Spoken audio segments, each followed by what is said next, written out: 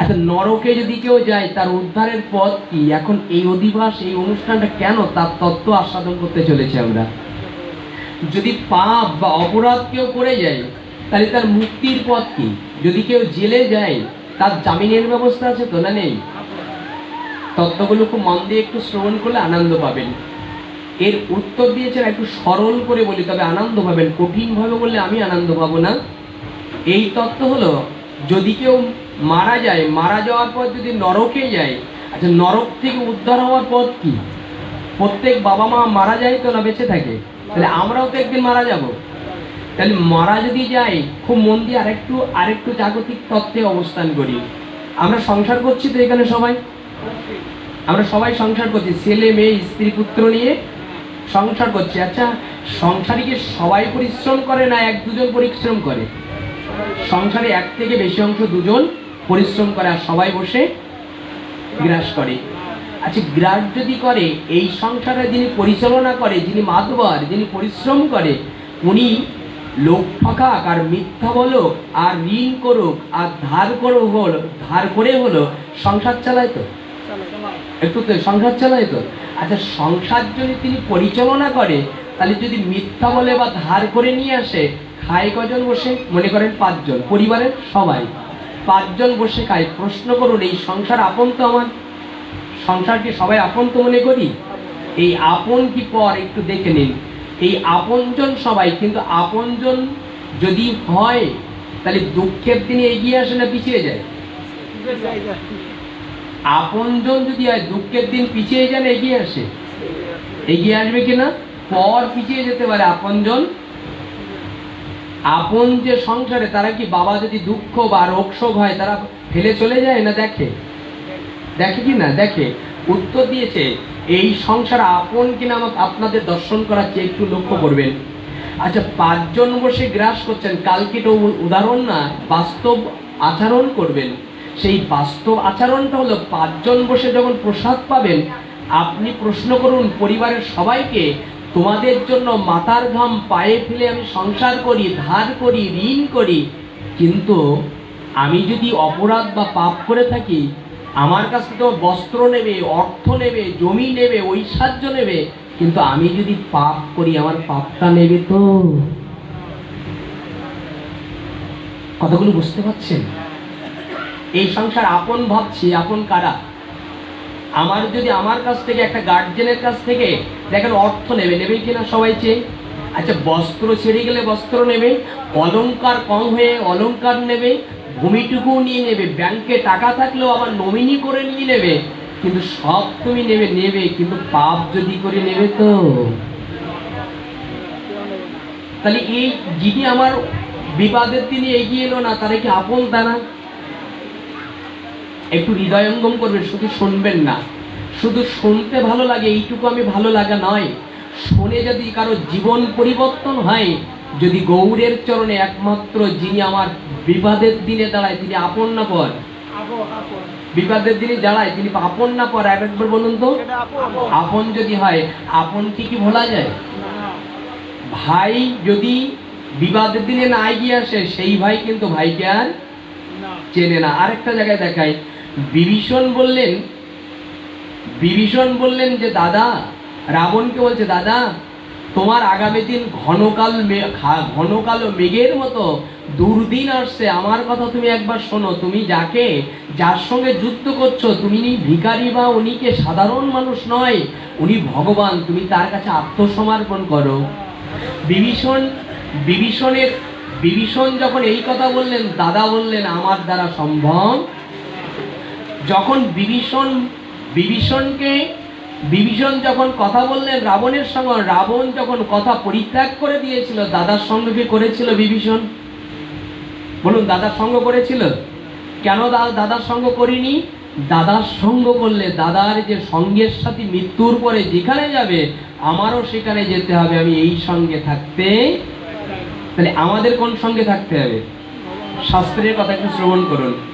বিভীষণ যতদিন লঙ্কা ছিল, লঙ্কায় কিন্তু পড়েছিল লঙ্কা? উত্তর দিন। লঙ্কা কোনোদিন পড়েনি। কেননা যে গৃহে একজন বৈষ্ণব থাকে, একজন সাধক থাকে, সেই গৃহে মহামারী থাকলে, বিপদ থাকলে, তার পদরজ পড়ার কারণে, হরিনাম করার কারণে, প্রতিধ্বনি করার কারণে ওই গৃহটা কৃপাময়, কৃপা করেই থাকে। আমি উত্তর দিচ্ছি, মিলিয়ে নিন। এর উত্তর দিয়েছে, বিভীষণ যতক্ষণ ছিল ততক্ষণ পুরিনি। বিভীষণ যখন কার পক্ষ নিয়েছিল? ভাইয়ের পক্ষ নিয়েছিল? কার পক্ষ নিয়েছিল? রামের। রামের পক্ষ। ভাই, তুমি যদি ধর্ম না শোনো, তুমি যদি ধর্মের আজ্ঞা পালন না করো, তোমার ভাই হয়ে তুমি পাশে দাঁড়ালে আমার চিতা পর্যন্ত যাবে, ওর পরে আর তুমি ভাই? কোনো ভাই চিতার ওই পারে যাবে? খুব মন দিয়ে কথাগুলো শ্রবণ করবেন। তুমি যে আমরা ভাই, বন্ধু, প্রতিবেশী, যাদের আত্মীয়তা আপনজন ভেবে যাদেরকে আপন করে নিচ্ছি, এরা আমার শ্মশান পর্যন্ত যাবে, বলো হরি বলতে বলতে। এরপরে ওই শ্মশানে চিতায় পোড়ানোর পর আর কেউ কে থাকবে? শ্মশানের ওই পারে কে থাকবে? বিভীষণ বললেন, দাদা তুমি শক্তিশালী হতে পারো। শক্তিশালী হলো কেমন? বলছে হাতির বল সেটা হলো ডাঙায়, কুমিরের বল হলো জলে। কুমির কখনো ডাঙায় আসলে বল খাটাতে পারে না, আর হাতি কখনো জলে গেলে বল খাটে না। তুমি বল খাটাতে পারো এই রাজ্যে, কিন্তু ওই রাজ্যে তোমার আর কোনো শক্তি। কেউ না জানলে দাদা আমি জেনে ফেলেছি, আমি আর সময়। শুনে রাখো, যে সংসার আমরা করছি এ সংসারে তুমি এখানে বল খাটাতে পারো, এখানে বুদ্ধি খাটাতে পারো, এখানে ধন সম্পদ এক জায়গায় করতে পারো। এখানে বিভীষণ দেখালেন এই জায়গায় বল খাটতে পারে, কিন্তু মৃত্যুর পরে আমি ছাড়া আর কেউ তোমার বল স্তর করতে পারবে না। আমরা বুঝতে পারছি কথাগুলি? ওখানে গেলে আর কোনো বল, তোমার আর কোনো বন্ধু বান্ধবরা কি করবে জানেন? লাশটা, চিতাটা ফুটতে দেরি হলে উনি মুখ দিয়ে বলবে, এত দেরি হচ্ছে, এত দেরি হচ্ছে। ওরে বেটা, উনি পুড়তে দেরি হচ্ছে, তুমি পড়বে না? উনি পুড়তে দেরি হচ্ছে, তুমি পড়বে না?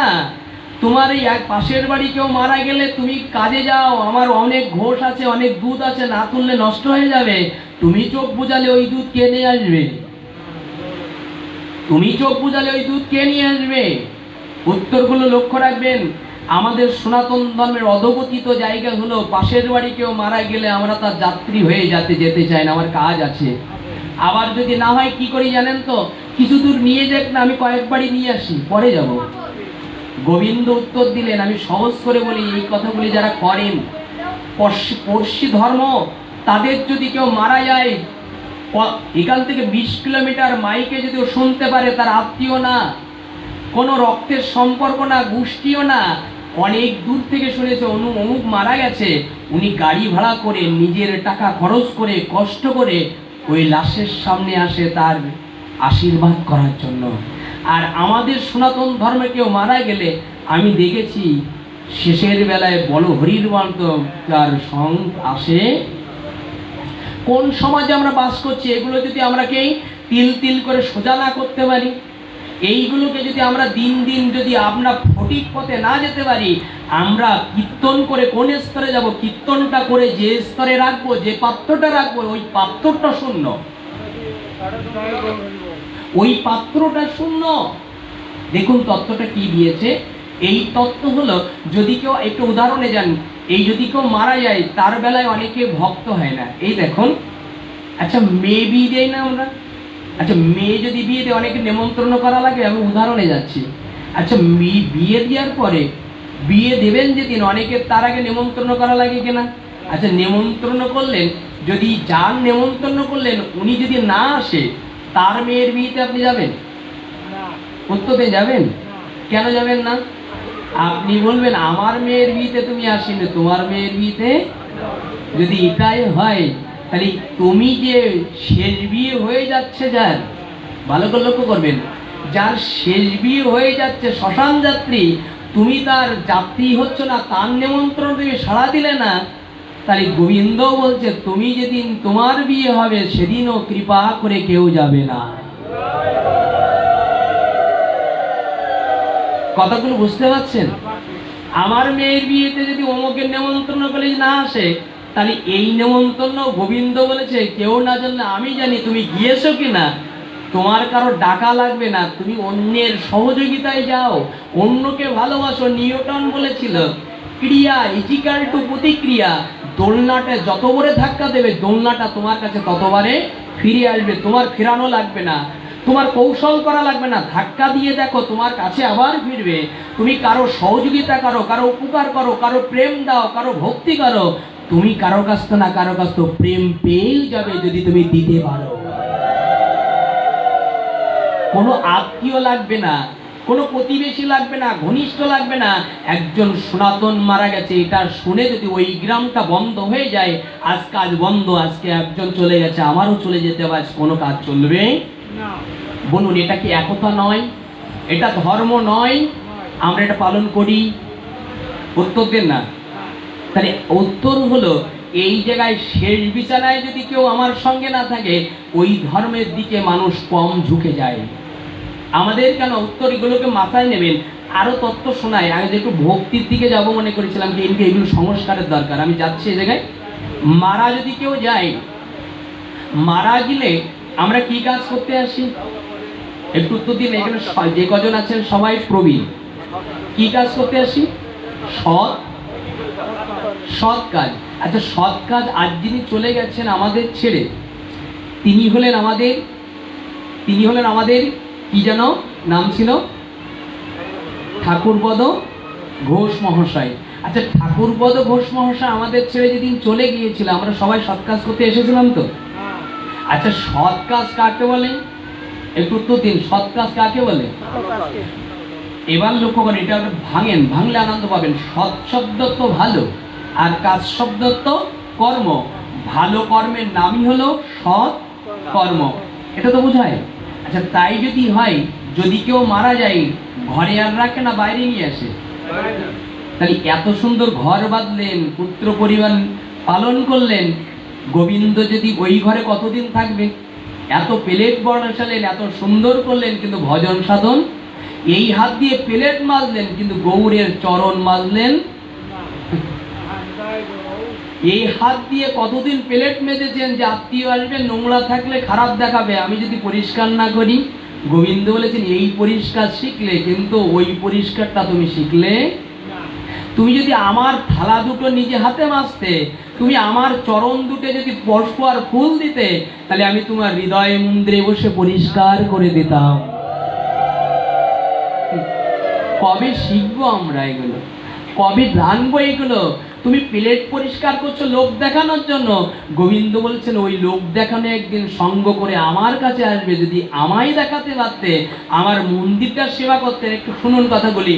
অম্বরীশ মহারাজ, যিনি আমরা অম্বরীশ মহারাজের, এই অম্বরীশ মহারাজ ছিলেন, তিনি রাজা না, কি ছিলেন? মহারাজা। এই মহারাজ যখন ছিলেন, উনি সব প্রহরীরা কর্মচারীরা থাকতেন, কিন্তু ঠাকুর ঘরে তিনি পরিষ্কার করার জন্য, ঝাড়ু দেওয়ার জন্য কোনো রানী বা কোনো চাকর, কোনো প্রহরী রাখতেন? কি করতেন তিনি? তিনি ওই মন্দিরের সব ঝাড়ু দিয়ে নিজে হাতে জল দিয়ে মোচন করে বাইরে নিয়ে আসতেন। আচ্ছা এটু কি পাগল ছিল? রাজা হয়ে এই কাজ করে? রাজা তো কর্মচারী থাকে, তাই এই কাজ করতেন কেন? উনি ভাগবতে পেয়েছিলেন। কি পেয়েছিলেন?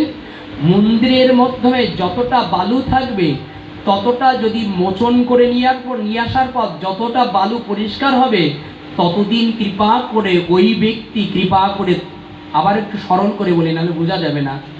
মন্দির মার্জন করার পরে অনেক ধুলা বালু বেরিয়ে আসে তো। ভাগবতে লিখছে যতটা ধুলা বালু, একটা ধুলা বালু গোনা যায়? বলো গোনা যায়? তা বলেছে যতটা ধুলাবালু তুমি না গুনতে পারলেও আমি গোবিন্দ ওটা গুনতে পারি। যতটা ধুলাবালু থাকবে, যতটা বালুকানা থাকবে পরিষ্কার করার জন্য, এইটুকু কাজ করেছো তুমি। এইটুকু কাজ করার পরে আমি পুরস্কার তোমার দিলাম। যিনি মন্দির পরিষ্কার করে, যতটা বালুকানা থাকবে ততদিন তোমার স্বর্গে বাস করে দেবো আমি। যদি ভক্তি বা শ্রদ্ধার সঙ্গে মন্দিরটা মার্জন করতে পারে, যতটা বালু থাকে ততটা দিন গোবিন্দ তাকে ওই স্বর্গে বাস করাবে। আর ওটা যদি নিত্য করতে পারে তাহলে তার জন্য বৈকুণ্ঠে বা ভগবত ধাম পাওয়া যায়। এতটা জানার পরেও একজন গৃহকর্তা কাজে চলে যায়, কিন্তু সকালবেলা মন্দিরটা মার্জন। এই ফলটা আমি বলিনি, ভাগবতে বলেছে। অম্বরীশ মহারাজ উনি রাজা হয়ে কেন করতেন? উনি দেখেছিলেন এই ক্রিয়া নাচিয়া গাইয়া যতটা না পাওয়া যাবে ততটা পাওয়া যাবে গোবিন্দ মন্দিরে। নাচিয়া গাইলে অবশ্যই কৃপা হবে, কিন্তু তার চাইতে সহস্রগুণ হবে যদি কেউ মন্দির মার্জন করে সেখানে মাথা নত করে হা গৌরা নিতাই বলে প্রণয় করতে পারে। আমরা সমাজের দিকে এগিয়ে যাচ্ছে, একটু লক্ষ্য করুন, শুনুন। আচ্ছা, যদি কেউ মারা যায়, মারা যাওয়ার পরে সৎ কাজ করতে আমি আসি, মানে জানি না, এর আগে এই লীলাটা বেশি করে আমাদের সনাতন ধর্মে জানা দরকার। এখানে লীলা বললে অনেকে কাঁদবে, কিছু কিছু লীলা আছে এখানে কাঁদবেন, কিন্তু কাঁদার পর ওটা স্থায়ী হয় কি? কেননা আমার পাত্র ভালো না। আমাদের এই পাত্রকে ভালো করতে হলে এই আলোচনাগুলো লক্ষ্য করার দরকার আমাদের। আচ্ছা, সৎ কাজ যদি হয়, আচ্ছা সৎ কাজ যদি আমরা বলি, তাহলে সৎ শব্দ তো ভালো, তো ভালো কাজ করতে যাই তো। আচ্ছা, একজন যদি মারা যায় আমরা কোন তলায় রাখি? বটগাছ তলায়, তুলসী তলায়? আচ্ছা, তুলসী তলায় নিয়ে যাই কেন? খুব মন দিয়ে লক্ষ্য করবেন কথাগুলি। তুলসী তলায় কেন নিয়ে যাই? তুলসী তলায় শুধু নিয়ে যাই না, চোখের পরে কি দেয় আমরা? তুলসী পাতা। আচ্ছা, কণ্ঠে কি থাকে? তুলসী কাষ্ঠ। আচ্ছা, মাথার দিকে কার তলায় নিয়ে যায়? তুলসী। তুলসী দেবী বলছে সব করলে ভালো, কিন্তু থাকতে আমার চিনলে সম্পর্ক করিয়া ভাজে তার কৃষ্ণ নাহি তাজে আর সব মরেও। কারণ কি বাবা? তুলসী মহারাজ কি বলছে, মহারানী কি বলছে? তুমি আমার কোলে এসেছে এখন বিবাদের দিনে, যেদিন ভালো দিন ছিল সেদিন তুমি কোথায় ছিলে? ভালো করে কথাগুলো লক্ষ্য করে। যেদিন ভালো দিন ছিল, এখন বিপদে তুমি আমার কাছে এসো, আমার কোলে এসেছো, আমার শিয়রে এসেছো, কিন্তু যেদিন ভালো দিন ছিল সেদিন তুমি কোথায় ছিলে? তুমি না চাইলেও আমি বৃক্ষ হয়ে তোমার বাড়ির সামনে এক পায়ে দাঁড়িয়েছিলাম। আমার কাছে এসো, মৃত্যুর পরে আমার কাছে আসলে আমি কৃপা করব। দিন অন্তে যদি তুমি আমার কাছে একবার মাথা নত করতে পারো, তাহলে আমি মৃত্যুর পরে তোমার কৃপা করব। মৃত্যুর বেলায় আমরা তুলসী তলায় যাই, নিত্য তুলসী বৃক্ষ, ভক্তি বৃক্ষ আমাদের গৃহে আছে, প্রণাম করি আমরা? টাইজ বাদাই সুন্দর করি, কিন্তু প্রণাম করার সময় নেই। তাহলে এখন কি করতে এসেছো? হ্যাঁ, এখন কি করতে এসেছো? আচ্ছা, আপনার আত্মীয়, আপনার বাড়িওয়ালার মনে করেন যে ডায়রিয়া হয়েছে, কি হয়েছে? ইনি 250 বেটে ভক্তি আছে, এখন আপনার সে আত্মীয় দেখতে এলো না, একবারও খোঁজও মোবাইলও করলো না। এখন আপনার যেদিন সুস্থ হলো, এরপর ভালো খাওয়া দাওয়া হচ্ছে, সেদিন এলো, আপনি ভালো চোখে দেখবেন? বলুন না, ভালো দেখবেন? কেন দেখবেন না? বললেন বিবাদের দিনে তুমি হওনি সুখের দিনে। আচ্ছা, আপনি আমি যদি বলতে পারি, তাহলে তুলসী মহারাজ বলবে কিনা? তুলসী মহারানী যেদিন তোমার গিয়ে আমি ছিলাম, তুমি একবার যাওয়ার সময় একটা প্রণাম না করতে পারো, ধূপ না জ্বলতে পারো, আরতি না করতে পারো, আমার কাছে আসলে কি হতো জানো? গোবিন্দের কাছে তুমি যেতে পারবে না। আমি ভক্তি মহারানী, যদি তোমার ভক্তি, যদি ভগবানকে পেতে হয় তা প্রেম ভক্তি ছাড়া কখনো ভগবানকে পাওয়া, সেই ভক্তির গন্তব্য ঠিকানা কোথায়? বাজারে? পৃথিবীতে কোথায় গন্তব্য ঠিকানা? একমাত্র ভক্তি দেবীর বৃক্ষ হয়ে দাঁড়িয়ে আছে, ওই ঠিকানা ছাড়া ভক্তি পাওয়া যাবে না। উত্তর দিয়েছে যারা এখানে প্রদক্ষিণ করেছেন না, এই আলোচনাগুলো দেরি হয়ে যাবে, লম্বা হয়ে যাবে। এইখানে যারা প্রদক্ষিণ করেছে, ভক্তি দেবী বলেছেন ব্রহ্মা হত্যাও যদি কেউ পাপ করে থাকে, কোন হত্যা? ব্রহ্মা হত্যা। এই ব্রহ্মা হত্যাও যদি পাপ করে থাকে, কিন্তু শ্রদ্ধার ভক্তিতে যদি আমাকে প্রণাম করে, কানি কানিচ পাপানি ব্রহ্ম হত্যাদি কানিচ, জানিয়েছেন শব্দটা। ব্রহ্মা হত্যা করলে যে পাপ হবে, ওই পাপ যদি কেউ কৃপা করে শ্রদ্ধার ভক্তির সঙ্গে আমাকে প্রদক্ষিণ করে, আমি তাকে ক্ষমা করে দেই। আচ্ছা, প্রণাম করে না? আমি দেখেছি চৈতন্য মহাপ্রভু বলেন নিজে আশিরে ধর্ম অপরকে শেখায়। আমি এখানে পাঠ করছি, আর আমি যদি পালন না করি, তাহলে অন্য কেউ করবে? তাহলে আমাদের যে সব জায়গায় লক্ষ্য করেছি, যখন কীর্তন হয়, তুলসী আরতি হয়, কিছু কিছু মানুষ দেখে ওনা মানে পরিক্রমা করে না, উনি দাঁড়িয়ে থাকে। শাস্ত্রে সেটা বলেছে। অনেকে প্রণাম করছে, অনেকে দেখুন দাঁড়িয়ে আছে। এই মাহাত্ম্যগুলো সবাই যদি একত্রিত না হয় তবে জানবে, এর প্রতি শ্রদ্ধা দিতে হবে। উত্তর দিয়েছে এই শ্রদ্ধা যদি আমরা সকলে দিতাম তাহলে মনে রাখতে হতো যখন তুলসী মহারানীর কাছে আমরা মৃত্যুর পরে যেতাম তখন আমার আত্মা চলে গেলে দেহ থাকে তো, বলুন না, দেহ থাকে তো। মহারানী জানাচ্ছে মায়ের কোলে যদি সন্তান ওঠে যেমন তার ব্যথা লাগতে দেয় না, আঘাত লাগতে দেয় না, মৃত্যুর পরে তোমার দেহ যখন আমার কাছে আসে আত্মা থাকে, তোমার পাপ করলেও আমার কোলে যতক্ষণ থাকবে ততক্ষণ তোমার জম নিয়ে যেতে পারবে না, আমার কোলে যতক্ষণ থাকবে। উত্তর দিয়ে সেখানে আমাদের পুরাণে লিখেছেন যে যদি কেউ তুলসী অর্চন করে, ওই কাষ্ঠ কণ্ঠে থাকে আর তুলসী তলায় দেহ থাকে, বায়ু বেগান্তিত জম পলায়ন করে ওই গিরিয়ে যাওয়া। যেমন ভাসুরের সামনে বৌমারা যেতে পারে না, ঠিক তুলসী দেবীর সামনে যমরাজাও আসতে, আর পারলেও ঘুমটা দিয়ে থাকতে হয় ওর গায়ে হাত দিয়া। তাহলে এটাই যদি হয় সেই ভক্তি দেবীকে আমরা দিন অন্তে প্রণাম। আপনি প্রণাম যদি আপনি আন্নিক তার চরণে ধূপবাতি না জ্বালতে পারেন, আমি সহজ করে দিচ্ছি, আর কাল থেকে একটু মেনে চলবেন। আপনি যে পরিবেশে থাকেন ঘর থেকে যখন বেরোবেন হাত জোড় করে প্রণামটা করে যাত্রা করতে পারবো তো? পারবো তো, বলুন না। আচ্ছা, সাধু দর্শন করে গেলে কল্যাণ না অকল্যাণ হয়? কল্যাণ হয়। তাহলে সাধু কি সাধক কি না আমাদের তুলসী দেবী? একজন 100 সাধুকে একত্রিত করলে যা হবে, মনে করেন উদাহরণ, একবার তুলসী দেবীকে প্রণাম করে যদি কেউ দর্শন করে যায় কৃপা করে তাই হতে পারে। তাহলে আমাদের ঘর থেকে বেরোনো আগে কি যাওয়ার সময় হাত জোড় করে প্রণাম করে যেতে পারবো কাছ থেকে, বলুন তো? আমরা একটা সংস্কার হলাম, অনুরোধ করে গেলাম। আপনি দূরে যাত্রা করছেন, ব্যবসায় যাত্রা করছেন, তুলসী ভক্তি দেবীকে একবার প্রণাম করুন। উনি বৃক্ষ নয়, উনারও আঁখি আছে, উনারও দর্শন আছে, উনিও শ্রবণ করতে পারে। আপনি না দেখলেও তিনি আপনাকে দেখে। শুনে রাখেন, আপনি ওনাকে না দেখলেও তিনি আপনাকে দেখে। দেখলে কি হয়, শব্দার্থ বলে যাব না, আমরা সৎ কাজের কাছে ধাবিত হব। আচ্ছা, যখন লাশ বা দেহটা মৃত্যুর পরে তুলসী তলায় নিয়ে যাওয়া হয়, আচ্ছা তুলসী তলায় নিয়ে যাওয়া হলে সকলে গামছা বেঁধে আসে তো? আচ্ছা, পরিবারে যারা এখানে গ্রামের ব্যক্তিবর্গ আছে, কেউ যদি প্রতিবেশী মারা যায়, আমি সময় দেবো না এখানে যারা আছি, দেবো না? কে দিল আর না দিল এটা আপনার দেখার দরকার নেই। ব্যবসায় আপনার একদিন লস হতে পারে, লক্ষ টাকা ক্ষতি হতে পারে, মনে করেন হতে পারে। তার চাইতে গুরুত্বপূর্ণ হলো আমার প্রতিবেশী মারা গেছে, গুরুত্বপূর্ণ দিতেই হবে। সমাজে যদি 100 জন দাঁড়িয়ে যায়, 1000 জন দাঁড়িয়ে যায়, আর একজন বুক কাঁপে যে আমি আজ কাজে গেলে আমার সম্মান, আর সম্মানটা দূরের কথা, আমি চলে গেলে আমার পিছু কেউ যাবে। অনুরোধ করে গেলাম, কিছু কিছু জায়গায় সংস্কারের দরকার আমাদের। দ্বিতীয়, আমরা এই পথের প্রতিষ্ঠা অনুভূতির জায়গায় যাচ্ছি। সেই জায়গা হলো, যদি কেউ মৃত্যুর পরে প্রবেশ করে, আমরা গামছা বেঁধে কি করতে আসে? সৎ কাজ।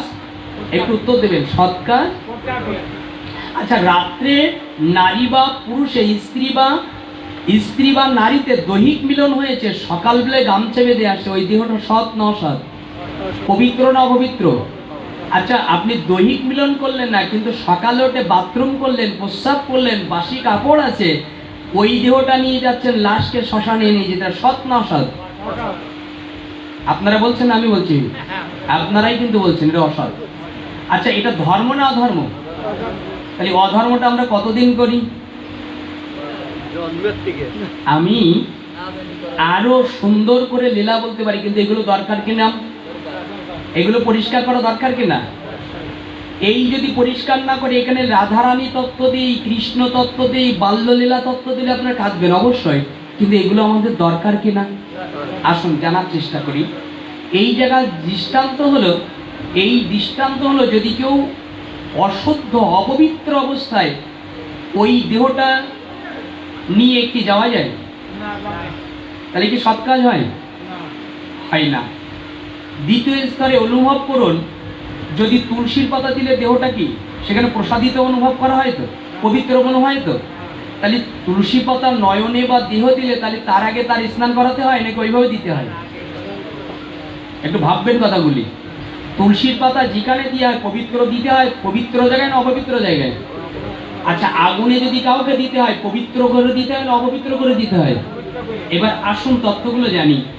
এই তত্ত্ব হলো একজন যদি মারা যায় তিনি প্রস্রাব পায়খানা অনেকে করে ফেলে, ফেলে কিনা? আচ্ছা, প্রস্রাব পায়খানা ওইভাবে যদি কাঁধে তুলে শ্মশান ঘাটে নিয়ে, এটা সৎ না অসৎ? প্রত্যেকটা আপনার অসৎ বলছেন, আমরা সেটাই করতে কেন উদ্যত এখনো? এই দেখুন, কিছু কিছু জায়গা আছে প্রস্রাব পায়খানা করে ফেলেছে, ওটা কাপড় দিয়ে উপরে নিয়ে শ্মশান ঘাটে গিয়ে স্নান করায়। এটা কি ঠিক? ভালো করে বুঝবেন, ঠিক। অর্থাৎ নিজে বাড়ি নিজে পরিষ্কার করা যথাযথ আজ্ঞা আছে, কিন্তু আবার একটা আজ্ঞা দিয়েছে, যেখানে স্তর দিয়েছে মহাসাধু, মহাসাধু দ্বারা তাদের স্নানটা করালেও যা, না করালেও। আমি দেখাচ্ছি সেই জায়গাটা।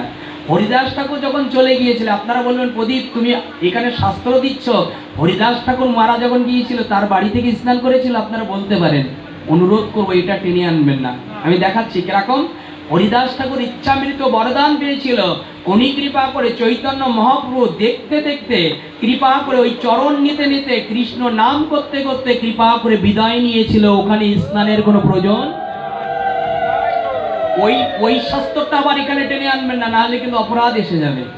আমরা হরিদাস ঠাকুরের বেলায় ওটা ঠিক ছিল, কিন্তু আপনি আর আমি যদি প্রস্রাব পায়খানা হয় যে ওইভাবে নিয়ে যাওয়া যাবে? তার কপালে চন্দন দেওয়া যাবে? তার চোখে কি তুলসী পাতা দেওয়া যাবে? তাহলে স্নান করানো দরকার কিনা? এখানে আমরা করাই। আমি শাস্ত্রের বাইরে কিছু বলছি না, করানো যাবে। তাহলে কি আগামী দিনে একটু সংশোধন হবো না শুধু শুনবো? আমি সেই জায়গাগুলো দর্শন করাচ্ছি। এরপরে স্নান যদি করাতে হয়, এরপরে যারা শ্মশানে যাবে তাদের কি স্নান করা প্রয়োজন না প্রয়োজন না? শ্মশানে যারা যাবে বলো হরি বলবে, এবং হারমোনিয়াম খোল কাঁধে নিয়ে যায় তো হরিনাম করতে, কিন্তু সেই হরিনাম যদি সঙ্গে যায়, সেই হরিনামটা যারা করে খোল করতাল এবং হারমোনিয়াম যারা কাঁধে নেয়, আমরা তাদেরও দেখেছি তারাও এখন স্নান করতে, দেখেন অনেকে দেখে তাকিয়ে দেখেন, তারাও অনেকে, আমি সবার কথা বলছি না, সব জায়গায় না, অনেকে, শব্দ তো এরকম ব্যবহার হচ্ছে, কিন্তু অনেকে শতকরা 95% সনাতন ধর্মেরা শ্মশান ঘাটে যখন হরিনাম নিয়ে যায়, খোল করতাল পবিত্র, তাদেরকে যখন নিজে কাঁধে নেয় তারাও স্নান। তাহলে ওই হরিনাম করে কি হবে? ওই হরিনাম করে কি হবে? খুব মন দিয়ে লক্ষ্য করবেন কথাগুলি। কি শাস্ত্রে জানিয়েছেন? অসৎ সঙ্গে ভাই হরিনাম নাই হয়, অক্ষর মাত্র বাইর হয় বটে। কি হয়? আবার বলি কথাগুলি।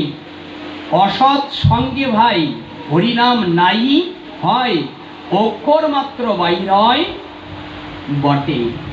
কই রাবণ তো হরিনাম করেছিল, তাকে ত্বরান্বিত হয়েছিল? অসৎ সঙ্গ করবো আর হরিনাম করবো, তাতে মুক্তি? তাহলে উত্তর দিয়েছে যদি অসৎ না হয় সৎ হতে হবে তো। আচ্ছা, সৎ হতে হলে নিজেকে আগে পবিত্র হতে না অপবিত্র? আচ্ছা, পবিত্র যদি হতে হয় তাহলে এই গ্রামে যদি কেউ মারা যায়, সবাই শুনছেন না, যারা শুনছেন তারা কি স্নান করে যাব আমরা শ্মশানে? একটু বলুন না, যাবো কিনা? আপনাদের প্রশ্ন, আমরা স্নান কিন্তু করি, কিন্তু শ্মশান থেকে এসে, এটা তুমি জানো না? আপনারা মনে মনে বলতে পারেন এটা, যে তুমি যে বিধান দিচ্ছ আমরা পালন করি, কিন্তু শ্মশান থেকে এসে আমরা তো করি, বলতে পারেন বাবা। এবার লক্ষ্য করুন, সেখানে আমরা একটু টাচ দিই। আচ্ছা, কেন আপনি স্নান করে শ্মশানে যাবেন? প্রমাণ দিচ্ছি। যেমন বৃক্ষের মধ্যে অশ্বত্থমা শ্রেষ্ঠ, নদীর মধ্যে গঙ্গা শ্রেষ্ঠ, বৈষ্ণবের মধ্যে কে শ্রেষ্ঠ? বলুন না, কে শ্রেষ্ঠ? বিভূতি যোগে বলেছেন, এটা আমি বলিনি। বিভূতি যোগে দশম অধ্যায়ে বলেছেন নদীর মধ্যে গঙ্গা শ্রেষ্ঠ, পিছনে কারা? বৃক্ষের মধ্যে অশ্বত্থমা শ্রেষ্ঠ। আর কেন জানা আছে? পৃথিবীতে যত বৈষ্ণব আসে, এই বৈষ্ণবের মধ্যে শ্রেষ্ঠ কে?